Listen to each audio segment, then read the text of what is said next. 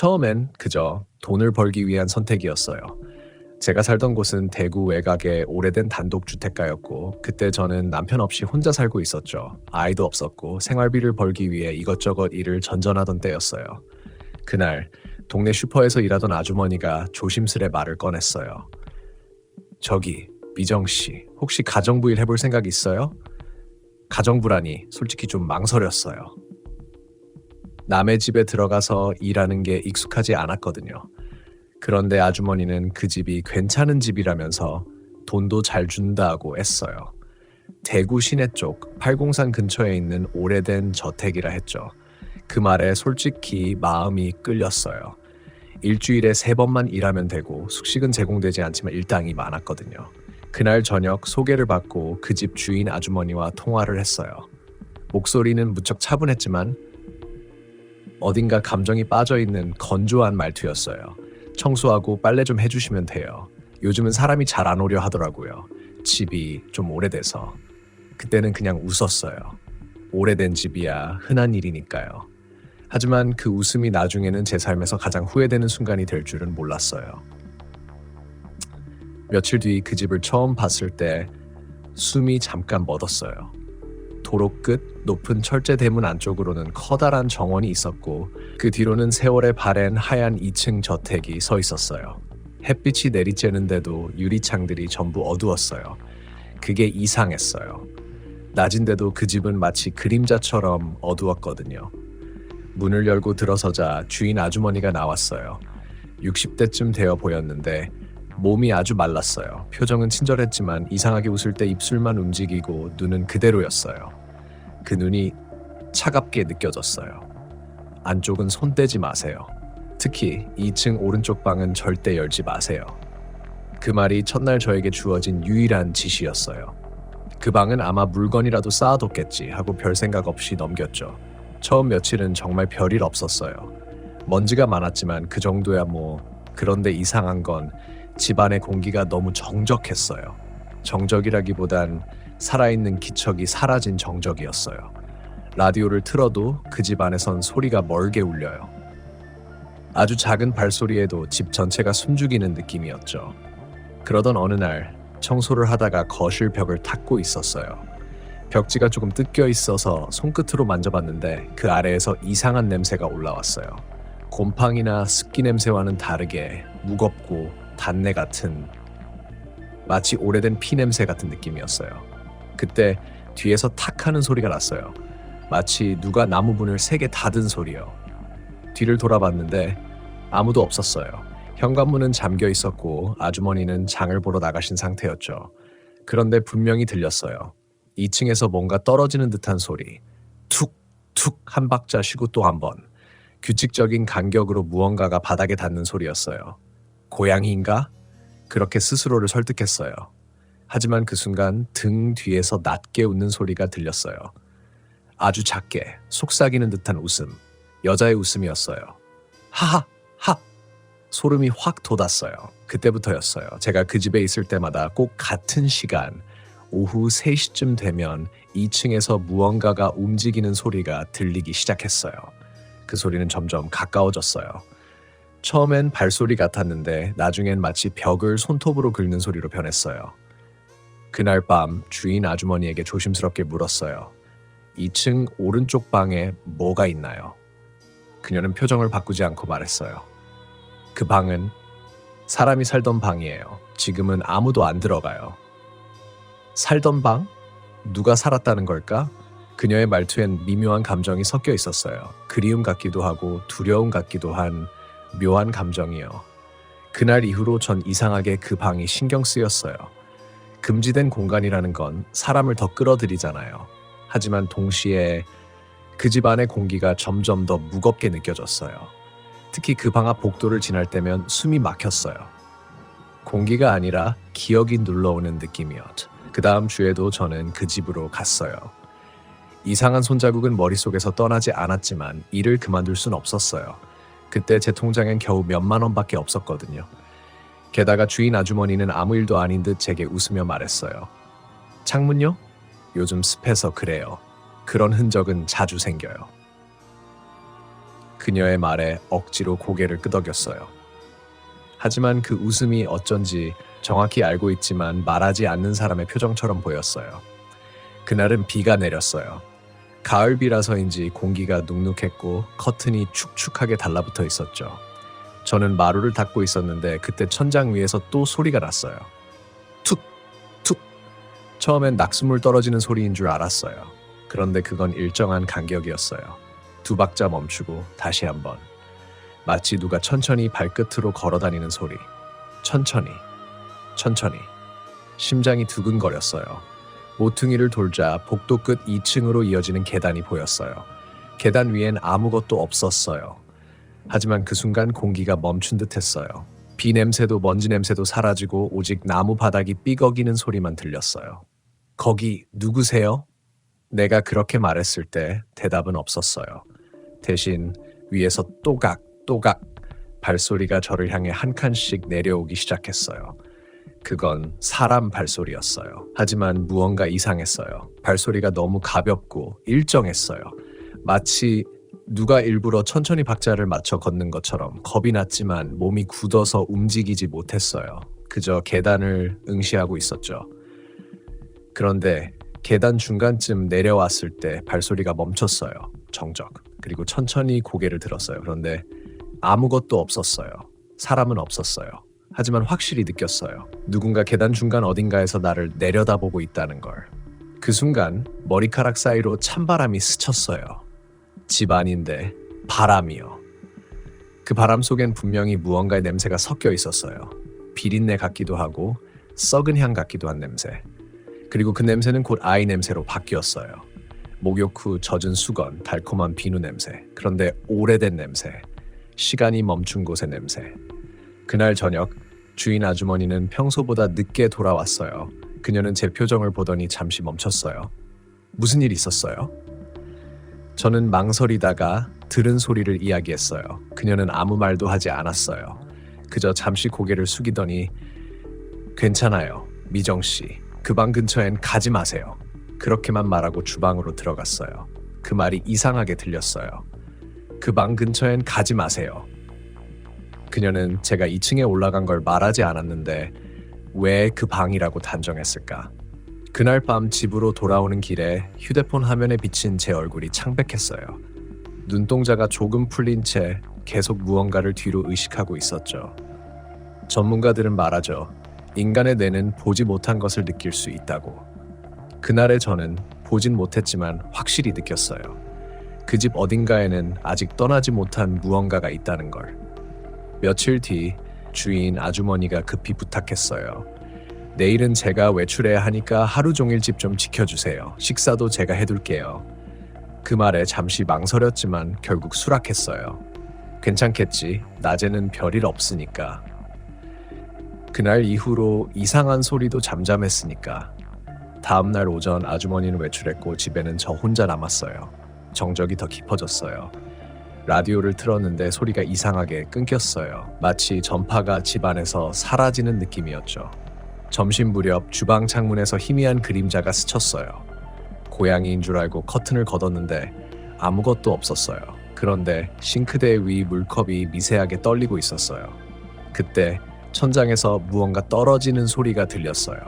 가볍게 꾸덕한 액체가 바닥에 떨어지는 듯한 소리. 떨어지고 또 떨어지고. 고개를 들어 천장을 봤어요. 그곳엔 오래된 나무 틈새 사이로 붉은 액체 한 방울이 천천히 흘러내리고 있었어요. 멈출 수가 없었어요. 눈이 붙잡혔어요.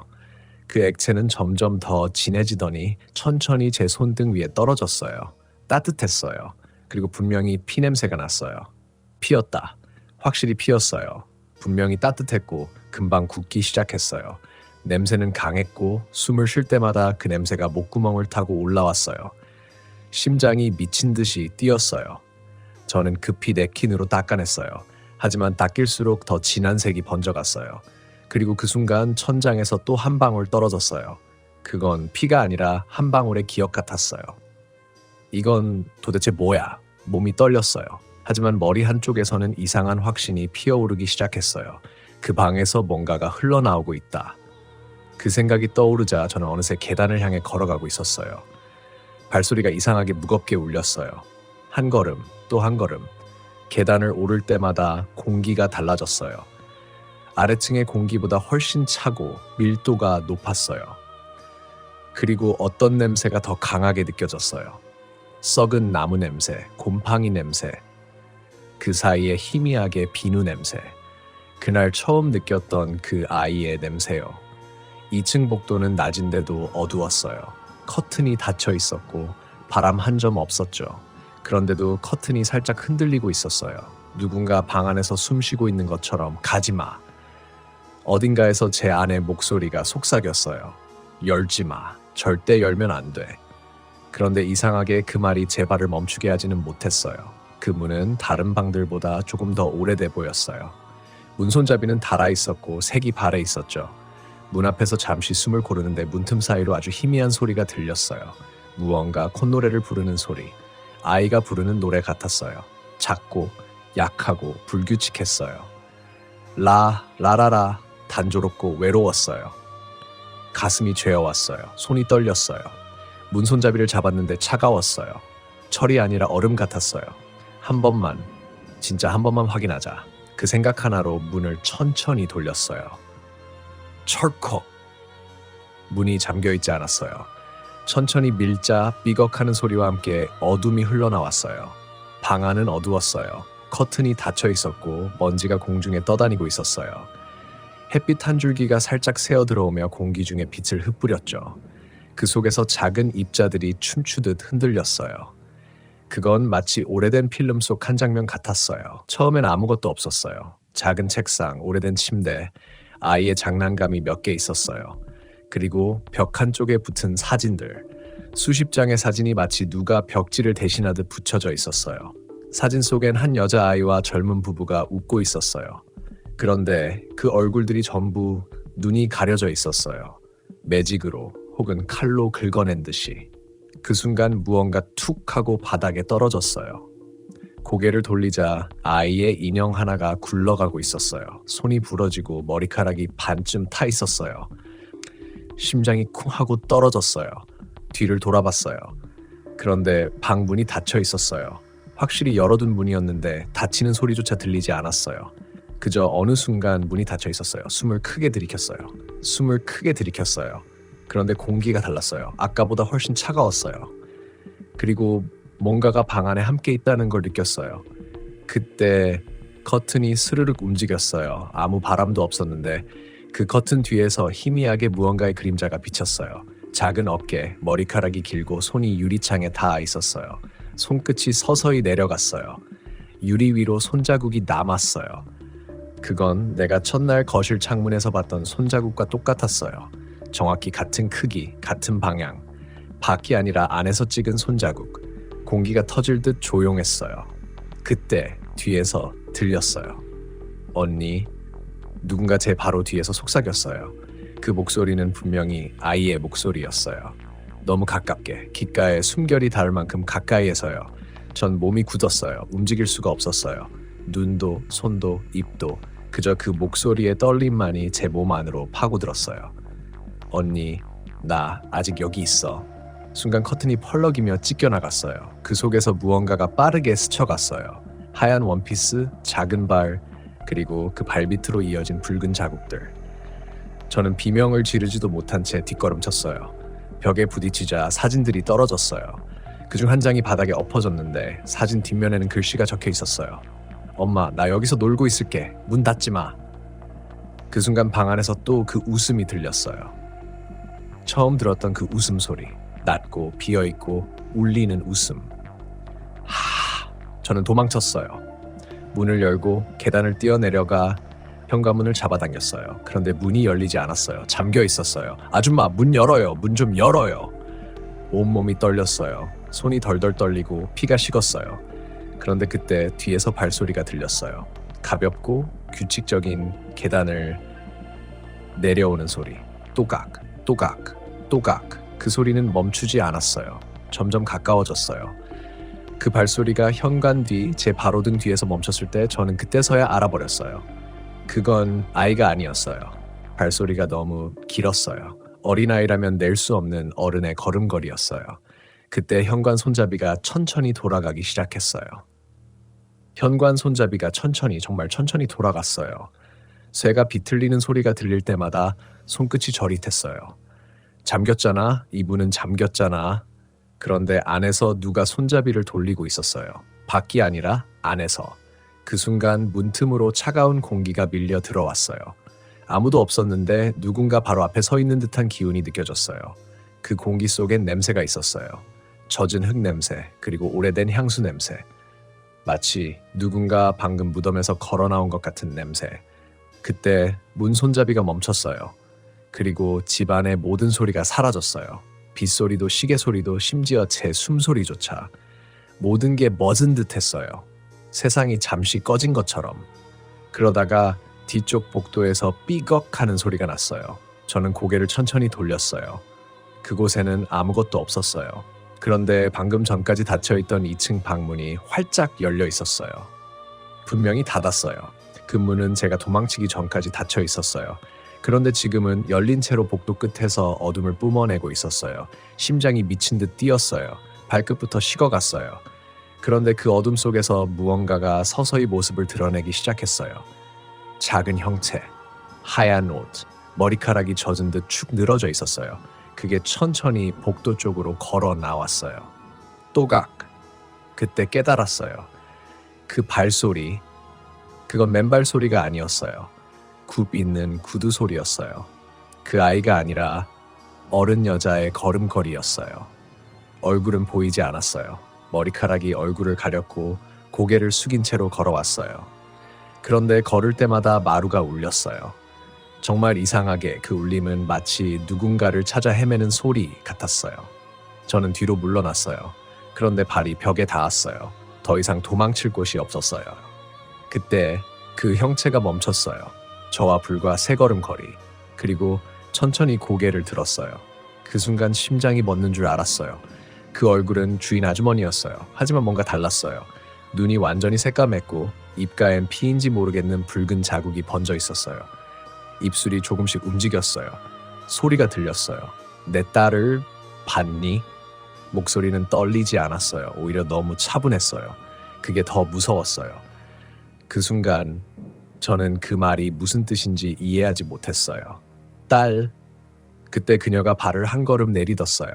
그녀의 발 밑에서 물기 같은 붉은 자국이 번졌어요. 그건 피였어요. 방금 전 천장에서 떨어졌던 그 피와 똑같은 색. 그녀는 가까이 와서 제 어깨를 잡았어요. 손이 차가웠어요. 하지만 힘은 엄청났어요. 그리고 그녀는 제 귀에 아주 낮게 속삭였어요. 그 방에 들어갔지. 말을 할 수가 없었어요. 입이 얼어붙은 것 같았어요. 그녀는 천천히 제 얼굴을 바라봤어요. 눈동자가 흔들리지 않았어요. 그리고 아주 작은 목소리로 다시 말했어요. 그 애는 아직 그 방에 있어요. 그 말과 동시에 집안의 공기가 확 달라졌어요. 정말로 무언가가 2층에서 뛰어내리는 소리가 들렸어요. 쾅! 그리고 계단을 뛰어내려오는 발소리. 빠르게, 아주 빠르게. 저는 비명을 지르며 현관문 손잡이를 잡았어요. 이번엔 열렸어요. 문이 열리자마자 저는 밖으로 뛰쳐나갔어요. 비가 쏟아지고 있었어요. 그런데 뒤를 돌아봤을 때 집 안에는 아무도 서 있지 않았어요. 단지 열린 문틈 사이로 하얀 원피스 한 자락이 바닥에 떨어져 있었어요. 저는 그대로 도망쳤어요. 비를 맞으며 그 집이 작아질 때까지 뒤도 돌아보지 않았어요. 그날 밤 집에 도착해서도 손이 떨려서 물컵을 잡을 수 없었어요. 꿈에서도 그 여자가 나왔어요. 피로 얼룩진 얼굴, 검은 눈, 그리고 귓가에 들려오는 그 목소리. 내 딸을 봤니? 잠에서 깨면 숨이 막혔어요. 심장은 쿵쿵 뛰고 귀에서는 아직도 또각또각 소리가 울렸어요. 그런데 이상했어요. 다음날 아침 제 집 거실 창문에 작은 손자국 하나가 찍혀 있었어요. 그 손자국은 그 저택의 창문에서 봤던 것과 똑같은 크기였어요. 그날 이후 며칠 동안 저는 거의 잠을 자지 못했어요. 눈을 감으면 그 여자의 얼굴이 떠올랐어요. 입술이 꿈틀거리며 물었죠. 내 딸을 봤니? 처음엔 그게 단순한 악몽이라고 생각했어요. 하지만 시간이 지나면서 현실이 이상해졌어요. 집안 여기저기서 물방울이 떨어지는 소리가 들렸어요. 비가 오지 않아도요. 벽에 손자국이 찍혀 있었고 거울에 김이 서리면 거기엔 늘 같은 글씨가 나타났어요. 그 애를 찾아줘. 저는 견딜 수가 없었어요. 결국 며칠 뒤 경찰서로 갔어요. 그 저택에 대해서 알고 있는 게 있는지 물었어요. 그런데 담당 형사의 얼굴이 굳었어요. 그는 제 이야기를 조용히 듣더니 잠시 망설이다 이렇게 말했어요. 그 집 몇 년 전에 화재가 났으니 주인 부부가 딸깍하는데 불이 났을 때 아이만 못 나왔어요. 아이요. 예. 부모는 탈출했지만 아이가 2층 방 안에 gat혀 있었답니다. 그게 그 방이에요. 창문도 작고 구조가 복잡해서 그 방에서 나무 바닥 밑으로 떨어졌다고 합니다. 저는 숨이 멎는 줄 알았어요. 그때 제 머릿속에 스쳤던 장면들, 문틈으로 스며나온 피, 천장에서 떨어진 붉은 방울, 그 방 안의 손자국. 형사는 말을 이었어요. 그 후 주인 부부는 그 집을 떠나지 않았어요. 특히 아내는 매일 밤 그 방 앞에서 아이 이름을 부르며 울었다고 합니다. 그렇게 몇 달을 버티다가 결국 스스로 생을 끊었어요. 이상한 건 그 사건 이후에도 가끔 사람 목격담이 들어왔어요. 밤이면 그 집 창문에 하얀 옷을 입은 여자가 서 있다는 이야기요. 그 말을 듣는 순간 온몸에 소름이 돋았어요. 그 여자가 제가 봤던 그 얼굴이 그 주인 아주머니였던 거예요. 그녀는 아직도 그 집을 떠나지 못한 거예요. 집으로 돌아오는 길 비가 내리기 시작했어요. 와이퍼가 유리창을 쓸 때마다 제 머릿속엔 그날의 계단 소리가 울렸어요. 또각, 또각. 그리고 문득 떠올랐어요. 그녀가 마지막에 제기했던 말. 그 애는 아직 그 방에 있어요. 그건 단순한 원망이 아니었을지도 몰라요. 그녀는 도움을 바라고 있었던 걸지도 몰라요. 그 방에 아직 묻혀있는 무언가를 누가 발견해 주길 바랐던 걸지도요. 며칠 후 저는 결국 다시 그 집으로 갔어요. 낮이었고 태양이 떠 있었지만 그곳은 여전히 어두웠어요. 문은 열려 있었어요. 먼지가 두껍게 쌓인 거실을 지나 2층으로 올라갔어요. 그 방 앞에 섰을 때 숨이 막혔어요. 그런데 이번엔 이상하게 무섭지 않았어요. 오히려 뭔가 해야 할 일이 남았다는 느낌이었어요. 바닥을 자세히 보았어요. 그때 마루 한쪽이 미세하게 들려있는 걸 발견했어요. 손톱으로 긁어보니 낡은 마루가 느슨하게 들렸어요. 그리고 그 밑에서 작은 상자 하나가 나왔어요. 먼지를 털자 낡은 리본이 감겨 있었어요. 리본을 풀고 뚜껑을 여는 순간 안에는 작은 인형 하나와 타버린 머리핀 그리고 어린아이의 사진 한 장이 있었어요. 사진 속 아이는 웃고 있었어요. 하얀 원피스를 입고. 그녀는 분명 제가 봤던 그 아이의 형체였어요. 그 순간 바람이 불었어요. 창문이 살짝 흔들리며 열렸어요. 햇살이 비스듬히 들어왔고 그 빛 속에 먼지가 흩날렸어요. 그때 어디선가 아주 작게 여자의 목소리가 들렸어요. 고마워요. 그 후로 그 집은 철거되었어요. 지금은 아무것도 남지 않았어요. 하지만 저는 가끔 꿈을 꿔요. 낡은 복도 끝에서 하얀 원피스를 입은 아이가 고개를 끄덕이며 웃는 꿈. 그 뒤에는 검은 눈의 여자가 조용히 서 있죠. 그녀는 더 이상 묻지 않아요. 내 딸을 봤니? 그 대신 아주 조용히 말해요. 이제 괜찮아요. 그 말을 들을 때마다 눈을 뜨면 새벽이에요. 창문 틈으로 바람이 들어오고 바닥엔 물방울 하나가 떨어져 있어요. 그건 빗물이 아닙니다. 그건 그 집의 마지막 기억이에요.